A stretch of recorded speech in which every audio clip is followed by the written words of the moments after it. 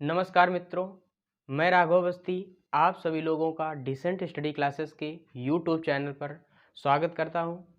हम लोग पढ़ रहे थे इंडस्ट्रियल इंजीनियरिंग, जिसमें हम लोगों ने पिछले वीडियो में देखा था कि प्रोडक्टिविटी को प्रभावित करने वाले कौन कौन से कारक होते हैं। तो वहां तक आप सभी लोगों को समझ में आया होगा।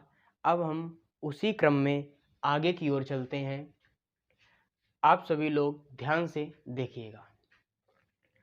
आगे का टॉपिक है उत्पादकता का मापन यानी मेजरमेंट ऑफ प्रोडक्टिविटी, कि हमारे उत्पाद की या हमारी जो कंपनी है उसकी जो प्रोडक्टिविटी है या उत्पादकता है उसको हम किस तरीके से मापते हैं या फिर किस तरीके से ज्ञात करते हैं।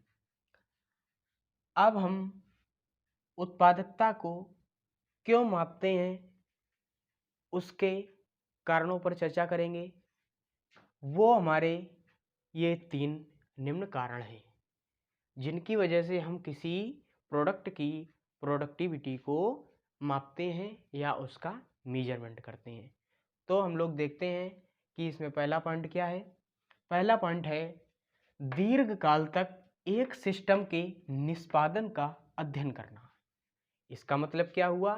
दीर्घकाल तक एक सिस्टम के निष्पादन का अध्ययन करना। इसका मतलब ये हुआ कि हमारा जो भी प्रोडक्ट है उसकी लंबे समय तक प्रोडक्टिविटी जो भी है वो समान रूप से है अथवा नहीं है, उसका हम अध्ययन करने के लिए उत्पादकता का मापन करते हैं। अब हम लोग अगला पॉइंट देखते हैं। अगला पॉइंट है एक निश्चित स्तर पर विभिन्न सिस्टमों के मध्य सापेक्षिक तुलना करना। इसका मतलब क्या हो गया कि हम लोगों ने पहले ही पढ़ा था कि प्रोडक्टिविटी क्या है। प्रोडक्टिविटी एक तुलनात्मक शब्द है। क्या है? प्रोडक्टिविटी एक तुलनात्मक शब्द है जिसमें क्या है, किसी भी उत्पाद की क्षमता वगैरह का क्या किया जाता है, अध्ययन या फिर उसकी क्षमता वगैरह ज्ञात की जाती है। तो जब ये उत्पादकता एक तुलनात्मक शब्द है तो इसमें भी हम इस पॉइंट में भी हम देख रहे हैं कि क्या है, सिस्टमों के मध्य तुलना करना। अब यहाँ पर हम उत्पादकता का मापन क्यों कर रहे हैं कि कोई 2 सिस्टम है, एक सिस्टम ए है, एक सिस्टम बी है। एक सिस्टम ए है, दूसरा सिस्टम बी है। तो इनके मध्य अगर तुलना करना है, मतलब क्या कि ए सिस्टम जो है वो पूर्ण रूप से वर्क कर रहा है या फिर आउटपुट कितना दे रहा है, और जो बी है वो आउटपुट कितना दे रहा है। इन दोनों के मध्य में अगर हमें क्या करना है, तुलना करना है या फिर हमें कंपैरिजन करनी है, तो उस स्थिति में हम लोग क्या करते हैं, प्रोडक्टिविटी का मेजरमेंट करते हैं या फिर उत्पादन का मापन करते हैं। तो अब हम लोग देखते हैं इसी क्रम में अगला पॉइंट। अगला पॉइंट क्या है? नियोजित उत्पादकता के साथ वास्तविक उत्पादकता की तुलना करना। इसका मतलब क्या हो गया कि जो भी हमारा प्रोडक्ट तैयार हो रहा है, क्या, जो भी हमारा प्रोडक्ट तैयार हो रहा है उसमें प्रोडक्टिविटी में जो भी घटक यूज होते हैं, प्रोडक्टिविटी के घटक क्या होते हैं, जैसे भूमि, धन, मटेरियल, लागत, मैन पावर, ये सभी क्या हैं, प्रोडक्टिविटी के क्या हैं, मूल तत्व हैं या फिर मूल अंग हैं। तो नियोजित उत्पादकता मतलब कि जब हमारा कोई प्रोडक्ट तैयार हुआ है तो उसे आउटपुट तक ले जाने में जो भी मटेरियल या जो भी तत्व यूज हुए हैं और एक वास्तविक प्रोडक्ट जो तैयार हो गया है या उसकी जो वास्तविक प्रोडक्टिविटी है, उनके मध्य में अगर हमें क्या करनी है, तुलना करनी है, तो हम क्या करते हैं, प्रोडक्टिविटी का मापन करते हैं। तो क्या करते हैं, प्रोडक्टिविटी का मापन करते हैं। इन 3 कारणों की वजह से हम क्या करते हैं, प्रोडक्टिविटी का मापन करते हैं। या फिर प्रोडक्टिविटी की क्या मेजरमेंट की जाती है। तो आप लोगों को ये तीनों पॉइंट समझ में आ गए होंगे। तो हम लोग चलते हैं अगले टॉपिक की ओर। इसी क्रम में अगला टॉपिक आपका है उत्पादकता मापन के प्रकार, काइंड्स ऑफ प्रोडक्टिविटी मेजरमेंट। मतलब क्या है कि जब हम किसी प्रोडक्ट की प्रोडक्टिविटी का मापन कर रहे हैं, क्या कर रहे हैं, मापन कर रहे हैं, तो उसमें हम कौन कौन से घटकों पर चर्चा करते हैं। वो घटक क्या हैं, वो आपके ये 4 प्रकार के घटक होते हैं जिनके आधार पर हम किसी भी प्रोडक्ट की प्रोडक्टिविटी का क्या करते हैं, मेजरमेंट करते हैं। तो वो 4 घटक कौन कौन से हैं। पहला घटक आपका है श्रम उत्पादकता या फिर लेबर कॉस्ट। पहला पॉइंट क्या है, श्रम उत्पादकता, लेबर कॉस्ट। दूसरा पॉइंट क्या है, पूंजी उत्पादकता, पूंजी उत्पादकता यानी कैपिटल प्रोडक्टिविटी। इसी क्रम में तीसरा पॉइंट कौन सा है, कच्चा माल उत्पादकता, रॉ मटेरियल प्रोडक्टिविटी। अगला पॉइंट क्या है, रॉ मटेरियल प्रोडक्टिविटी। इसी क्रम में अगला पॉइंट है मशीन उत्पादकता या मशीन प्रोडक्टिविटी। ये 4 घटक ऐसे हैं जिनके आधार पर हम किसी भी निर्गत तक पहुंची वस्तु की प्रोडक्टिविटी को ज्ञात करते हैं। अब इन 4 पॉइंटों को हम डिटेल में समझते हैं। इससे पहले आप लोग इसका स्क्रीनशॉट ले लीजिए या इसे नोट कर लीजिए। अब हम लोग देखते हैं इसी क्रम में पहला पॉइंट जो हमारा था श्रम उत्पादकता था। कौन सा था, श्रम उत्पादकता या लेबर प्रोडक्टिविटी थी। तो इस पॉइंट को हम लोग समझते हैं कि जब हम प्रोडक्टिविटी का मापन कर रहे होते हैं तो जो श्रम उत्पादकता होती है उसको हम किस तरीके से मेजरमेंट करते हैं या फिर किस तरीके से मापते हैं, और जो भी हमारी श्रम उत्पादकता होती है उसे किस तरीके से हम बढ़ा सकते हैं जब हमारी क्या श्रम उत्पादकता में कमी आ रही हो।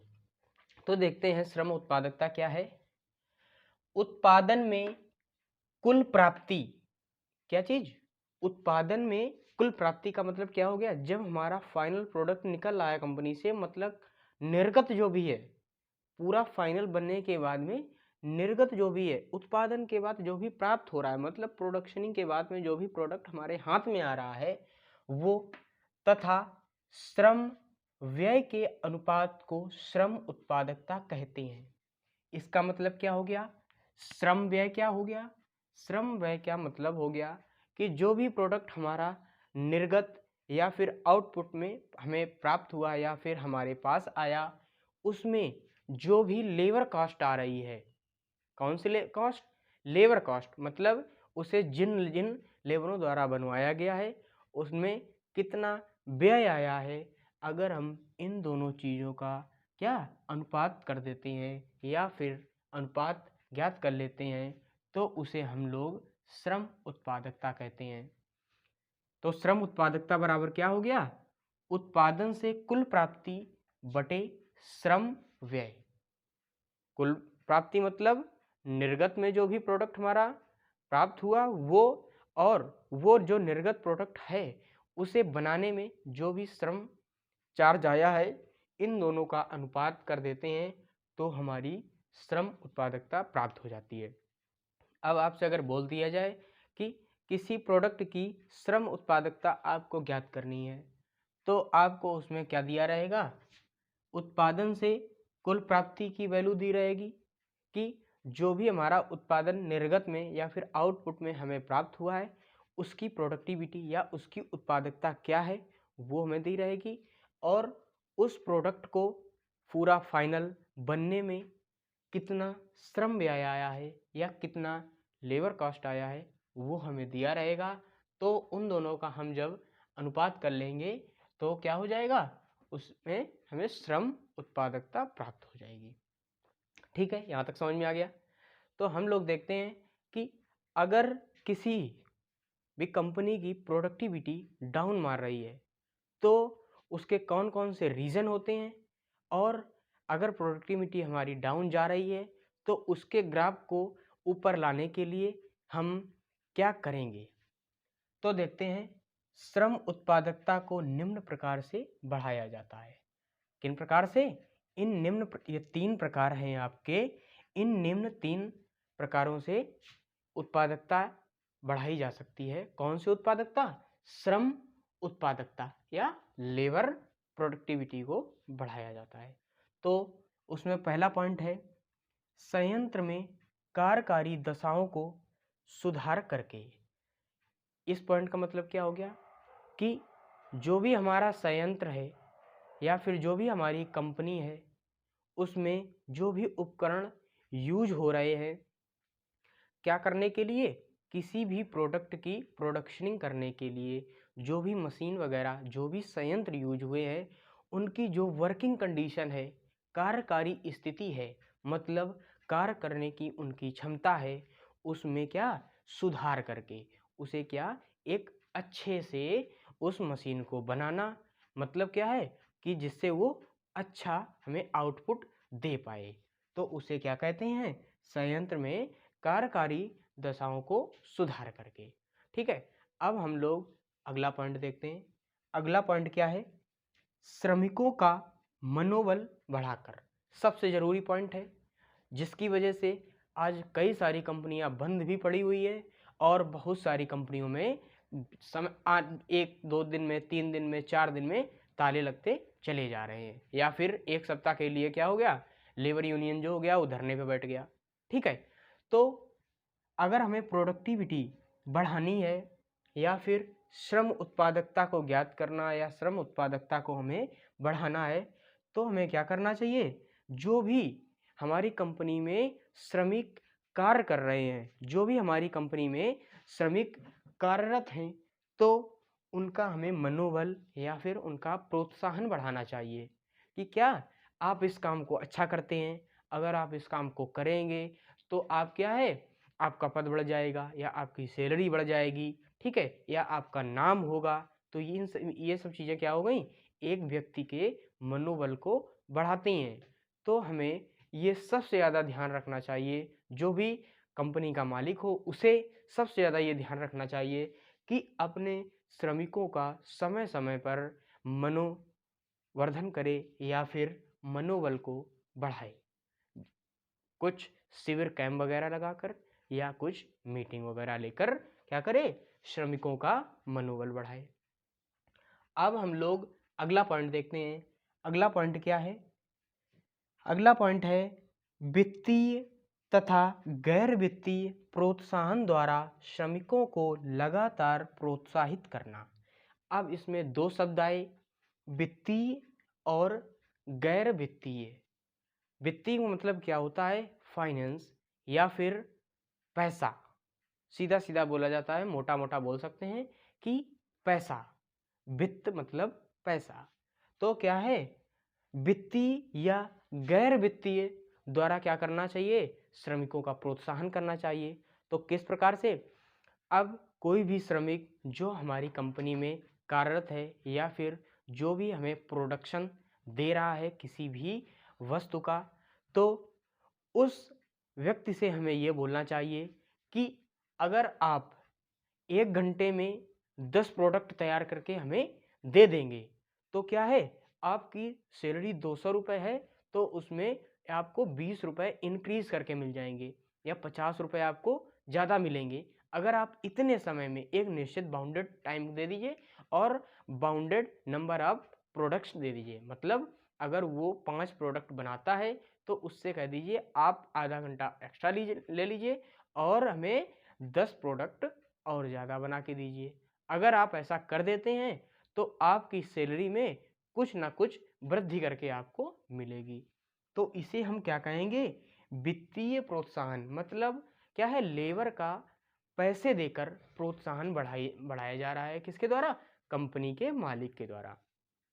अब हम देखते हैं कि दूसरा इसका क्या है, गैर वित्तीय प्रोत्साहन। गैर वित्तीय का मतलब, गैर का मतलब होता है नन, ना देकर।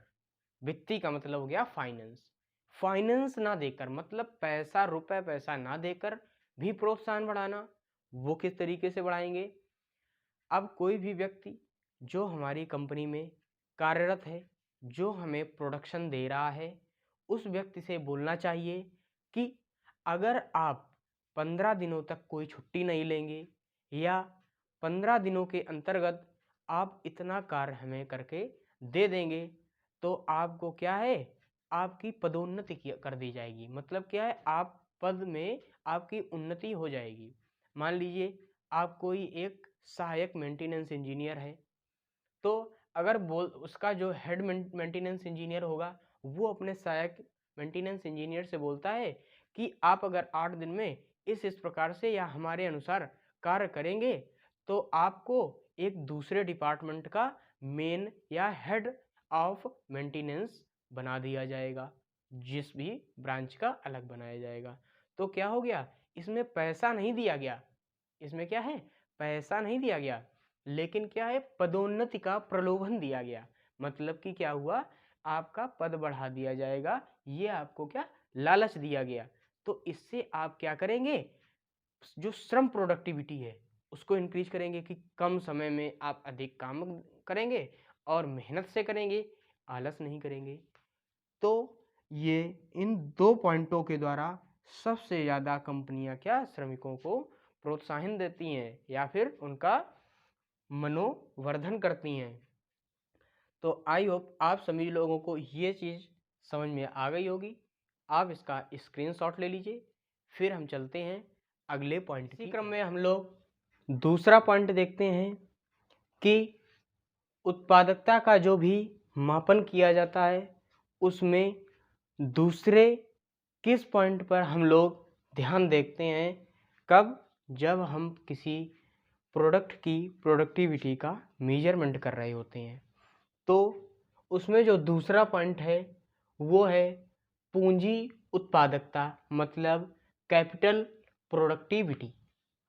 जब भी हम प्रोडक्ट की प्रोडक्टिविटी का मापन कर रहे होते हैं तो उनमें ये जो दूसरा घटक है वो है पूंजी उत्पादकता। तो देखते हैं पूंजी उत्पादकता क्या है। इसमें एक तो पूंजी निवेश के बुक मान को इनपुट माना जा सकता है या फिर दूसरा निवेशित संसाधनों को समयावधि में मूल्यह्रास के रूप में चार्ज किया जाता है। तो देखते हैं, समझते हैं इस लाइन का मतलब क्या हुआ। क्या लिखा हुआ है इसमें, एक तो पूंजी निवेश के बुक मान को इनपुट माना जाता है, मतलब कि जो भी हम पूंजी किसी प्रोडक्ट को बनाने में लगा रहे हैं, ठीक है, जब हम कोई प्रोडक्ट बना रहे हैं तो उसमें जो भी हम धन लगा रहे हैं तो उसे क्या इनपुट माना जाता है। मतलब कि प्रोडक्ट अभी बना नहीं है लेकिन बनने की प्रक्रिया में आया है, तो इनपुट से हम क्या देते हैं, भूमि देते हैं, मतलब लैंड वगैरह, ज़मीन हो गई, धन हो गया और लेबर चार्ज हो गया। ये सब चीज़ें क्या हम देते हैं, इनपुट से देते हैं, तब हमारा प्रोडक्ट कोई आउटपुट में प्राप्त होता है। या फिर तो उसे क्या है, इनपुट को हम बुक मान मानते हैं, मतलब फिक्स मान मानते हैं, दूसरे शब्दों में इसे बोल सकते हैं। अब आगे देखते हैं। या फिर दूसरा निवेशित संसाधनों को समयावधि में मूल्यह्रास के रूप में चार्ज किया जाता है। इसका मतलब क्या हो गया, निवेशित संसाधनों मतलब क्या हो गया कि जब हम कोई प्रोडक्ट बना रहे हैं तो उसमें कौन कौन से संसाधन यूज किए गए हैं उन्हें हम निवेशित संसाधन कहते हैं। समयावधि का मतलब क्या हो गया कि कोई भी जो प्रोडक्ट है हमारा बनकर जब तैयार हुआ है तो उसकी में क्या है, जब उसकी समय में वृद्धि होती है, मतलब आज कोई प्रोडक्ट तैयार हो गया तो उसे 5 दिन बाद देखेंगे, 10 दिन बाद देखेंगे या 1 महीने बाद देखते हैं, तो क्या है, उस प्रोडक्ट की या फिर जो भी उत्पाद हमारा तैयार हुआ है उसकी समयावधि हो रही है, मतलब क्या, उसकी लाइफ बढ़ रही है। समयावधि में मूल्यह्रास, ये शब्द हम लोग पढ़ भी चुके हैं। क्या हो गया, मूल्यह्रास। ह्रास का मतलब होता है डिप्रिसिएशन, मतलब कमी आना। किसमें, मूल्य में।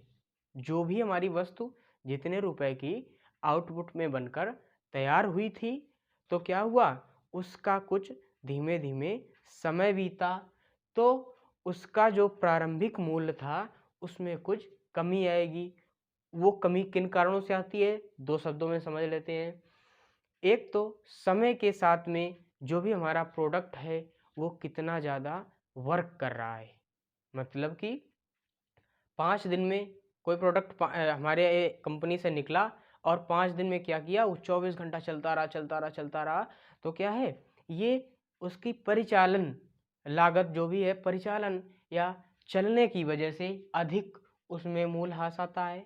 या फिर क्या है, कोई प्रोडक्ट आज निकला और हमने उसको क्या, एक कमरे में बंद करके रख दिया, 1 महीने के लिए रखा, 2 महीने के लिए रखा, 3 महीने के लिए रखा, तो अब क्या है, जब भी हम उस प्रोडक्ट को क्या करेंगे, मार्केट में सेल करेंगे या बेचेंगे, तो क्या होगा, उसके मूल्य में कुछ ना कुछ कमी आएगी ही।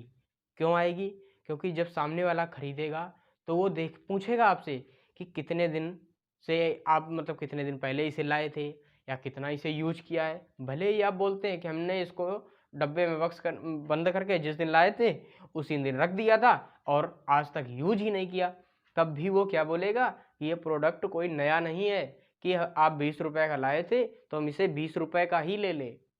उसमें कुछ ना कुछ उसके मूल्य में गिरावट आएगी, उसे हम क्या, मूल्यह्रास कहते हैं। तो क्या है, पूंजी की उत्पादकता को हम इससे भी समझ सकते हैं कि मूल्यह्रास में चार्ज किया जाता है या फिर मूल्यह्रास जो भी कमी आती है उसमें लगाया या ज्ञात किया जाता है। तो अब हम देखते हैं कि पूंजी उत्पादकता बराबर क्या होता है, सकल टर्नओवर बटे लगाई गई पूंजी। सकल टर्नओवर का मतलब क्या हो गया, सकल का मतलब होता है संपूर्ण, मतलब टोटल।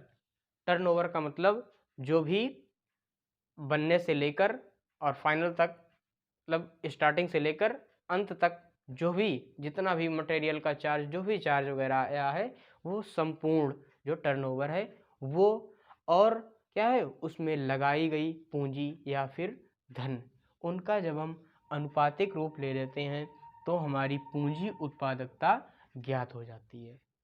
ठीक है, तो इतना आप लोगों को समझ में आ गया होगा। तो अब हम लोग देखते हैं कि अगर पूंजी उत्पादकता में कमी आ रही है तो उसे किस तरीके से बढ़ाया जाता है।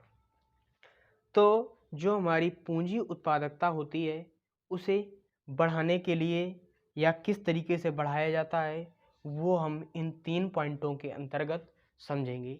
तो देखते हैं कि ये पॉइंट क्या है। इनमें पहला पॉइंट है, कोई वस्तु खुद बनानी है या बाहर से लानी है। इसका मतलब क्या हो गया, कि क्या मतलब हुआ कि हम कोई भी प्रोडक्ट जब बना रहे हैं या कोई मशीन वगैरह बना रहे हैं तो उसके कुछ कंपोनेंट्स हमें, सारे कंपोनेंट्स हम ही को बनाने हैं या हमें बाहर से भी मंगाने हैं, इसका हम एक सही ढंग से चुनाव करते हैं। और ये चुनाव किस आधार पर किया जाता है इसे समझ लेते हैं। ये चुनाव इस आधार पर किया जाता है, जैसे मान लीजिए हम ये मार्कर बनाना है, हम ये मार्कर बना रहे हैं, हमारी कंपनी में क्या होता है, ये मार्कर बनता है। तो अब इस मार्कर में क्या क्या चीज़ें यूज हुई हैं, एक तो ये प्लास्टिक का मटेरियल यूज हुआ है, इसके अंतर्गत, इसके अंतर जो भी होगा अंदर रुई का एक पल्प टाइप में यूज हुआ है। उस रुई के ऊपर एक क्या है, रैपर लगा हुआ, गोल गोल पन्नी होगी, देखा होगा आप लोगों ने खोलकर। और क्या है, इसके ऊपर एक ये पन्नी चढ़ी हुई है। ठीक है, ये कवर जो बना हुआ है जिसमें ये लिखा हुआ है इसका मॉडल वगैरह जो भी है। तो अब इसमें कितनी चीज़ें यूज हुई, 3 चीज़ें या 4 चीज़ें यूज हुई। एक हो गया तो आपका मटेरियल, एक हो गया आपका कॉटन का मटेरियल, एक हो गया आपका ये पन्नी वगैरह है। तो अब क्या है, अगर हम छोटे पैमाने पर मार्कर बना रहे हैं तो हमारे पास 3 चीज़ों की मशीनें हैं, जिनमें क्या है, हमारा ये कवर तैयार हो जाता है, पन्नी तैयार हो जाती है और ये लिखावट भी हो जाती है। अब क्या है, हमारे पास रुई का जो मटेरियल इसमें बनने वाला है उसकी मशीन नहीं है। तो अगर हमें छोटे पैमाने पर 10-20 मार्कर बनाने हैं तो अब ये तो करेंगे नहीं कि उतने के लिए हमें कोई नई मशीन ले आएँ। अगर नई मशीन ले आएँगे तो क्या होगा, पूँजी जो भी होगी वो हमारी व्यर्थ जाएगी या फिर अधिक लगेगी। ठीक है? तो इन सब चीज़ों का सही ढंग से चुनाव करना ही क्या होता है, एक पूँजी उत्पादकता में बढ़ोतरी का एक मानक या फिर एक तरीका होता है। तो ये पॉइंट आप लोगों को समझ में आ गया होगा। तो हम लोग दूसरा पॉइंट देखते हैं। दूसरा पॉइंट क्या है, पूंजीगत संसाधनों जैसे भूमि, मशीनों आदि का बेहतर प्रयोग करके। अब हमारी क्या है, पूंजी उत्पादकता जो है वो किस तरीके से बढ़ाई जा सकती है, भूमि, मशीनों, जो भी हमारी भूमि यूज हुई है या मशीन वगैरह यूज हुई है उनका सही ढंग से उपयोग करके। इसका मतलब क्या हो गया कि हम कोई कंपनी लगा रहे हैं तो हमें क्या है, जगह हमें चाहिए सिर्फ 1 बीघा की, हमने क्या कर दिया, 2 बीघे ज़मीन खरीद ली। तो क्या होगा, 1 बीघा वो व्यर्थ जाएगी।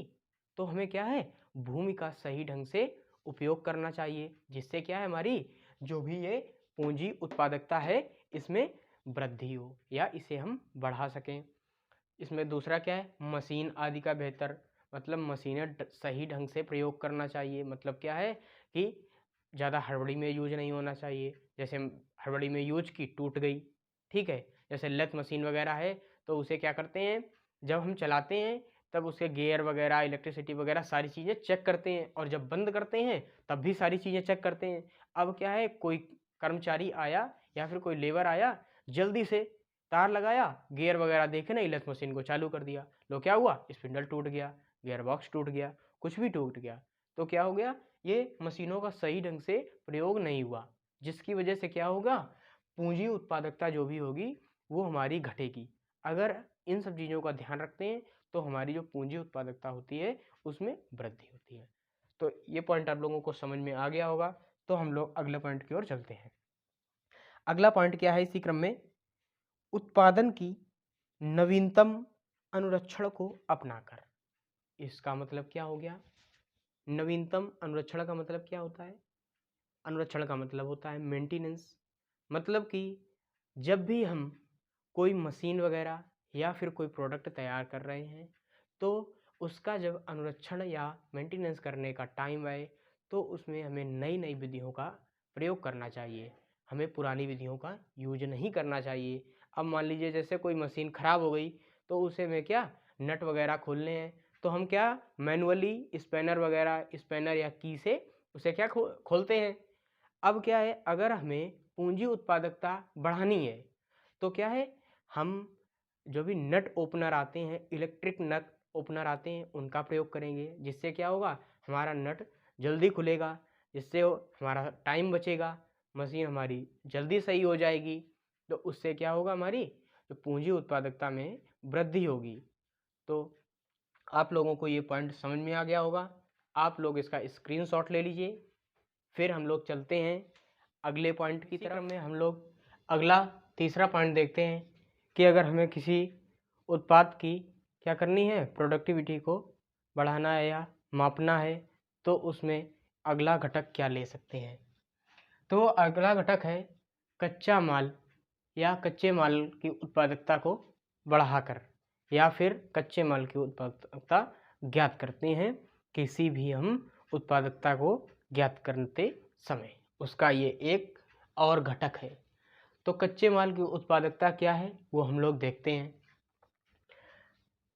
उत्पादित माल की मात्रा या संख्या तथा कच्चे माल की लागत के अनुपात को हम क्या कहते हैं, कच्चा माल उत्पादकता कहते हैं। आप लोगों को ये तो बिल्कुल क्लियर हो गया होगा कि क्या है, उत्पादित माल की मात्रा या संख्या, जो भी हमने क्या किया है, उत्पादन किया है या प्रोडक्शनिंग की है, तो जो आउटपुट में प्राप्त हुआ है उसकी मात्रा क्या है, या फिर वो कितनी संख्या में है, या फिर वो कितने नंबर्स में है, और उसमें मतलब उसे बनाते समय या फिर हमने जो उसमें इनपुट दिया है वो कच्चा माल क्या है, या फिर कच्चे माल की लागत क्या है। अगर हम इन दोनों का अनुपात ले लेते हैं तो हमें कच्चा माल उत्पादकता प्राप्त हो जाती है। अगर आपसे न्यूमेरिकल में पूछ देगा कि कोई एक प्रोडक्ट तैयार हुआ है तो उसका एक घटक क्या है, कच्चा माल उत्पादकता है, तो उसका मान ज्ञात करें कि क्या हो सकता है। तो उसके लिए हमें क्या दिया होगा, उत्पादित माल जो भी हमारा आउटपुट में प्राप्त हुआ है हमें उसकी क्या है, नंबर या फिर संख्या वगैरह दी होगी कि कितने में है, और ये हमें बता दिया जाएगा कि इसमें जो रॉ मटेरियल यूज हुआ था या कच्चा माल यूज हुआ था वो कितने रुपए का था। तो इन दोनों का हम क्या कर देंगे, अनुपात ले लेंगे, तो हमें कच्चा माल उत्पादकता पता चल जाएगी। अब क्या है, अगर कच्चा माल उत्पादकता को बढ़ाना है तो हम लोग क्या करेंगे या किन बिंदुओं पर ध्यान देंगे। तो वो बिंदु ये 4 हैं जिन पे हम लोग अब चर्चा करते हैं। इन 4 बिंदुओं में पहले पॉइंट को हम देखते हैं। पहला पॉइंट क्या कहता है, उचित डिजाइन का चयन करके। मतलब क्या हुआ, उचित डिजाइन का चयन करके। अब क्या है, जब हम कोई भी प्रोडक्ट तैयार कर रहे होते हैं तो पहले से ही हमें उसकी एक निश्चित आकृति या निश्चित डिजाइन हमें एक डिजाइन इंजीनियर के द्वारा दे दी जाती है। उसके आधार पर हम कोई भी प्रोडक्ट को तैयार करते हैं या बनाते हैं। मान लीजिए अब ये एक मार्कर की डिजाइन हमें इस तरीके से मिली कि ये मार्कर है और इसे एक इस तरीके से टेक लगी हुई छड़ के साथ में हमें बनाना है। तो अब क्या है, सिर्फ इसी जगह पर एक टेक लगी हुई छड़ डिजाइन में आनी चाहिए कि इस तरीके से एक ये मार्कर बना होना चाहिए, इसमें एक टेक लगी होना चाहिए। अब क्या है, डिजाइनर क्या कर दे, एक इधर भी इस तरीके से लगा दे, क्या कर दे, एक छड़ डिजाइन में इधर भी एक तरीके से लगा दे। अब क्या होता है, जो भी हमारा इंजीनियर होता है जो प्रोडक्शनिंग कर रहा होता है या प्रोडक्ट को तैयार कर रहा होता है वो डिजाइन के अनुसार ही तैयार करता है। तो अब वो क्या कर देगा, एक इधर तो छड़ लगाएगा जिसके में आवश्यकता है, चलो कोई दिक्कत नहीं, अब वो इधर भी लगा देगा। तो क्या हो जाएगा, ये जो मटेरियल होगा, ये हमारा जो मटेरियल होगा ये भी खराब चला जाएगा, और जो हमारा प्रोडक्ट भी तैयार होगा वो भी हमारे अनुसार नहीं तैयार होगा जो हम चाहते हैं। तो क्या है, डिजाइन पे भी पहले से ही सोच विचार कर लेना चाहिए। तो अब हम लोग इसी क्रम में अगले पॉइंट को देखते हैं। अगला पॉइंट कहता है स्क्रैप या क्षति आदि में कमी करके। स्क्रैप का मतलब क्या हो गया, स्क्रैप का मतलब होता है खराब पदार्थ या फिर बचा हुआ पदार्थ, या फिर बोल सकते हैं कि जब हम किसी मटेरियल को कट कर रहे होते हैं तो उसमें जो पदार्थ कटिंग के दौरान हमें प्राप्त होता है या कटिंग के दौरान हमें मिलता है स्क्रैप के रूप में, उसे हम स्क्रैप मटेरियल कहते हैं। तो क्या है, इसकी कमी करके हम क्या कर सकते हैं, कच्चे माल की उत्पादकता को या प्रोडक्टिविटी को बढ़ा सकते हैं। मतलब अब किस तरीके से, मान लीजिए कोई हमें क्या करना है, एक नट बनाना है। अब ये हमारी एक रॉड है, क्या है, रॉड है, बोल्ट बनाते हैं तो क्या करते हैं, बहुत लंबी रॉड होती है उसी से कट कर कर करके हम क्या कर लेते हैं, बोल्ट को तैयार कर लेते हैं। तो अब क्या है, हमें एक मान लीजिए 3 mm का बोल्ट बनाना है। तो अब कोई इंजीनियर ऐसा आ जाए कि वो क्या करे, इस तरफ से इतना कट कर दे, इस तरफ से इतना कट कर दे और इतना 3 mm को बीच से निकाल ले। तो उसने क्या मूर्खता की, दोनों तरफ से मटेरियल को हटा दिया, और जो मटेरियल अब हमारे यूज में भी नहीं आ सकता है तो क्या हो जाएगा, स्क्रैप में चला जाएगा। लेकिन क्या है, अगर वही जो इंजीनियर है जो कि क्या नट बना रहा है वो अगर थोड़ा सा दिमाग लगाएगा या फिर वो बचत करेगा या फिर उसे इस कच्चे माल की उत्पादकता को बढ़ाने का ज्ञान होगा तो क्या करेगा, इस साइड से पहले 3 mm इधर को कट करेगा, फिर क्या करेगा, फिर यहीं से इधर को कट कर लेगा। अब क्या हुआ, 3-3 mm के 2 नट निकल आए, बोल्ट निकल आए इसमें, और सिर्फ हमारा इतना मटेरियल खराब हुआ थोड़ा सा। तो क्या है, ये स्क्रैप मटेरियल जो भी हमारा क्या है, स्क्रैप मटेरियल जो ज़्यादा व्यर्थ हो रहा था, जो ज़्यादा जा रहा था, उसमें क्या आई, कमी आई, या स्क्रैप को मतलब ज़्यादा होने से बचाया किसने, इंजीनियर ने। तो क्या हुआ, उससे कच्चे माल की उत्पादकता में वृद्धि हुई। ठीक है, तो ये पॉइंट आपको समझ में आ गया होगा। अगले इसी क्रम में अगला पॉइंट हम लोग देखते हैं। अगला पॉइंट है सस्ते पदार्थों के विकल्पों की खोज करके। इसका मतलब क्या हो गया, सस्ते पदार्थों की मतलब हम जब भी कोई प्रोडक्ट बना रहे हो तो उसमें हमें प्रॉपर एक पूरा पहले से ही पूरी प्लानिंग कर लेनी चाहिए कि किस जगह पे कौन सा मटेरियल यूज होना है। जैसे मान लीजिए अब ये गाड़ी का कोई पार्ट है, इस पे सिर्फ 5 किलो वजन पड़ना है, और हमने मटेरियल इतनी ज़्यादा सामर्थ्य का लगा दिया कि ये 50 किलो वजन को क्या है, बियर कर ले। तो क्या हो जाएगा, इसका जो कॉस्ट आएगी, इसकी जो कॉस्ट आएगी वो भी बढ़ जाएगी, और बोला क्या जाएगा कि पदार्थ का या फिर सस्ते पदार्थों का हमें चयन नहीं किया गया है। ठीक है, क्या नहीं किया गया, सस्ते पदार्थों का चयन नहीं किया गया है। अगर हम पूरा ध्यान रखते हैं कोई भी प्रोडक्ट बनने से पहले ही, तो हम अच्छे से पूरा एनालिसिस कर लेते हैं कि जो भी वस्तु बन रही है उसमें किस जगह पर किस पार्ट का यूज होना है। ठीक है, तो ये पॉइंट आप लोगों को समझ में आ गया होगा। अब हम लोग अगला पॉइंट देखते हैं। अगला पॉइंट क्या है, पदार्थ की रिसाइकलिंग करके। मतलब क्या हुआ, रिसाइकलिंग का मतलब होता है कि एक पदार्थ जो भी है उसको प्रारंभ दोबारा से उसी के घटकों में तोड़कर और उसी को प्राप्त कर लेना।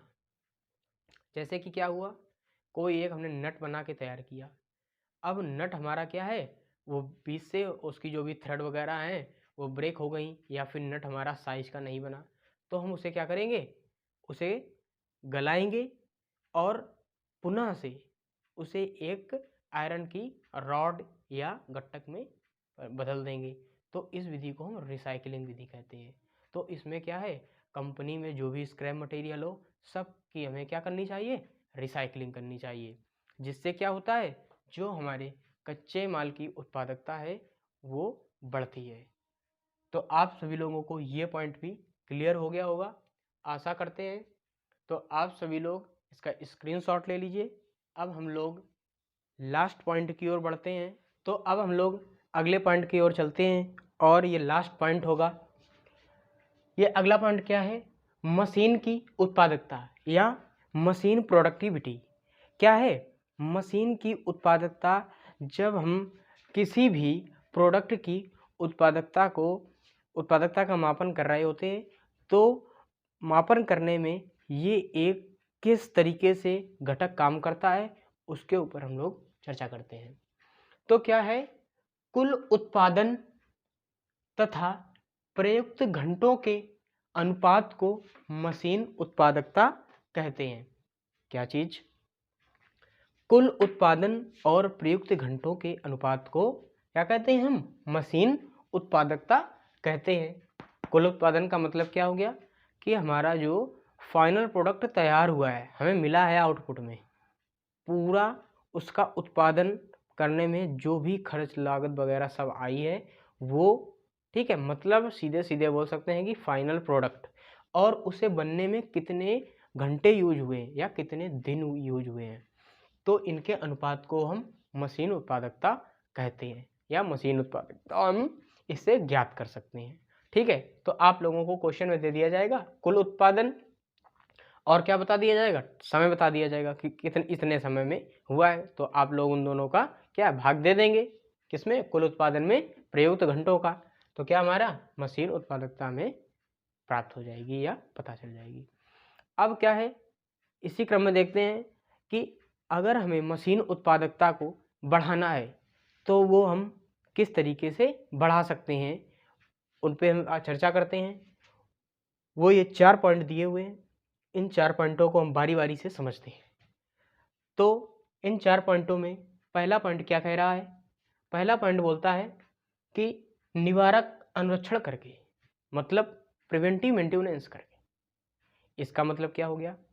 पिछली क्लास में हम लोग पढ़ चुके हैं कि मेंटेनेंस क्या होता है और उसमें क्या निवारक अनुरक्षण क्या होता है। निवारक अनुरक्षण का मतलब क्या हो गया कि किसी भी मशीन की शटडाउन स्थिति आने से पहले जो मेंटेनेंस किया जाता है उसे हम निवारक मेंटेनेंस या प्रिवेंटिव मेंटेनेंस कहते हैं। मतलब क्या हुआ कि हमारी कोई मशीन बंद नहीं हुई है, शटडाउन की या स्लीप मोड में नहीं गई है, उससे पहले ही उसमें जो छोटी मोटी कमियां आई हैं उनको हमने दूर कर दिया है, तो उसे क्या कहेंगे? हम निवारक अनुरक्षण कहेंगे। अब इसमें ये किस तरीके से लाभदायक होगा? जब हम किसी मशीन का निवारक अनुरक्षण समय समय पर करते रहेंगे तो वो मशीन हमारी क्या है? एकदम से बंद नहीं होगी। जब वो मशीन हमारी बंद नहीं होगी तो उस मशीन की क्या प्रोडक्टिविटी बढ़ेगी, ठीक है, या फिर पूर्ण जो प्रोडक्ट हमारा संपूर्ण तैयार होगा उसकी प्रोडक्टिविटी बढ़ेगी। इसी क्रम में अगला पॉइंट देखते हैं। अगला पॉइंट क्या कहता है? मशीन की उचित गति का उपयोग करके। अगला पॉइंट क्या बोल रहा है कि मशीन की उचित गति मतलब क्या है? अगर मशीन 2 राउंड पर मिनट के हिसाब से चलनी है, ठीक है, 2 राउंड पर मिनट के हिसाब से चलनी है तो उतनी ही चले, ना कि उससे ज़्यादा हो ना कि उससे कम हो। कम होगी तो मशीन खराब तो नहीं होगी मान लीजिए, लेकिन क्या है? प्रोडक्टिविटी में प्रभाव पड़ेगा। अगर क्या है हम ज़्यादा तेज चला देंगे तो क्या हो जाएगा? मशीन ही टूट सकती है। जब हमारी मशीन टूट सकती है तो हमारी जो प्रोडक्टिविटी होगी वो भी प्रभावित होगी, ठीक है। अब इसी क्रम में हम लोग अगला पॉइंट देखते हैं। अगला पॉइंट क्या है? अगला पॉइंट बोलता है लाइन बैलेंसिंग आदि करके। मतलब कि क्या है? एक सही क्रम में मशीनों का रीअरेंजमेंट किया गया है या नहीं किया गया है। मतलब क्या हुआ कि कोई भी हम प्रोडक्ट तैयार कर रहे हैं तो सबसे पहले कटिंग करते हैं, फिर उसकी क्या फिनिशिंग वगैरह की जाती है। इसी क्रम में सारी मशीनें लगी होती हैं तो उनकी लाइन चेक कर लेते हैं कि हाँ सारी मशीनें एक क्रम में हैं या नहीं है। अगर नहीं होंगी तो क्या होगा? हमारा जो प्रोडक्शन हो रहा होगा उसमें क्या समय ज़्यादा लगेगा। जब समय लगेगा तो हमारी क्या प्रोडक्टिविटी में गिरावट आएगी। जब प्रोडक्टिविटी में गिरावट आएगी तो उसका एक ये प्रोडक्टिविटी मापन का एक ये मशीन उत्पादन प्रोडक्टिविटी घटक है, तो इसमें क्या होगा? कमी आएगी। अगर हम ये सब चीज़ें चेक कर लेते हैं तो क्या होगा? मशीन प्रोडक्टिविटी जो होगी वो इंक्रीज होगी या बढ़ेगी, ठीक है। आप लोगों को ये समझ में आ गया होगा, आप लोग इसका स्क्रीनशॉट ले लीजिए, ठीक है। तो एक आज का लास्ट छोटा सा टॉपिक बचा हुआ है, उसे हम लोग जल्दी से देख लेते हैं। अब क्या हुआ? किसी भी प्रोडक्ट की हमने प्रोडक्टिविटी निकाल ली इन 4 घटकों को देखते हुए, अलग अलग घटकों को। अब क्या है, अगर हमें पूरी उसकी टोटल प्रोडक्टिविटी निकालनी है तो वो हम किस तरीके से निकालते हैं वो देखते हैं। तो सकल उत्पादकता मतलब टोटल प्रोडक्टिविटी क्या होती है? टोटल प्रोडक्टिविटी बराबर होता है कुल निर्गत, मतलब क्या है? फाइनल में जो भी टोटल निर्गत हमें आउटपुट प्राप्त हुआ है वो, और क्या, भूमि, श्रम, पदार्थ, पूंजी या अन्य निवेश, मतलब क्या हो गया? जो हम आउटपुट से देते हैं, ठीक है, नहीं मतलब जो सॉरी हम लोग जो इनपुट से देते हैं, इनपुट से क्या देते हैं? भूमि देते हैं, श्रम देते हैं, पदार्थ देते हैं और अन्य निवेश देते हैं। यही हमारा क्या प्रोडक्टिविटी की डिफिनेशन बोल रही थी। क्या बोल रही थी? आउटपुट अपॉन इनपुट को क्या कहते हैं? हम प्रोडक्टिविटी कहते हैं। तो आउटपुट अपॉन इनपुट को प्रोडक्टिविटी कहते हैं। तो आउटपुट क्या हो गया? कुल निर्गत हो गया, और जो हमारा इनपुट हो गया, इनपुट में हम भूमि वगैरह देते हैं, जो मनी देते हैं, तो इन चीज़ों का, इन दोनों का जो हम अनुपात कर देते हैं तो हमारी टोटल प्रोडक्टिविटी हमें पता चल जाती है या सकल प्रोडक्टिविटी पता चल जाती है। आई होप आप सभी लोगों को ये सब समझ में आ गया होगा। आप लोग इसका स्क्रीनशॉट ले लीजिए। अब हम लोग मिलते हैं अगले लेक्चर में। उम्मीद है कि अगले लेक्चर में ये चैप्टर टोटल खत्म हो जाएगा। तो हम लोग मिलते हैं अगले लेक्चर में। तब तक के लिए जय हिंद मित्रों।